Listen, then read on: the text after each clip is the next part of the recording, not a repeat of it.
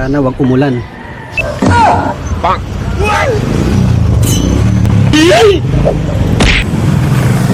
Kapag selfie na tayo, hindi na tayong kumuha ng booking. Naka-auto accept tayo ngayon. So ito yung unang booking natin guys, no?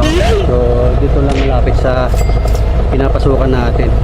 So ito yung pin niya guys, Luzon Street. Pero kung mapapansin dito sa apps, andun siya sa kabilang street. So gagawin natin, tatawagan na lang natin ay kay Ma'am Raquel, ma'am. Yun. Okay na po? Ma'am Joanne? Oo. Yun. Saan pa doon ako sa likod? Sarado po doon, walang daan. Kaya pala. Sabi, doon ako tinuro. Masaya ka kasi. Pag na po, ako na Pag na? lang po. Sige. Yung bag ko na lang po palagyan. Dito. Talaga. Mahulog yan. Binahan din. Okay na po. Ang sarap pagka pasahero mo, laging galante, no? Hindi ka natin sa Nueva Paranaque.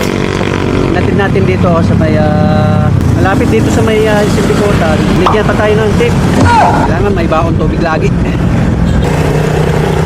Pero building 5. Kabila pa. Ken, ma'am?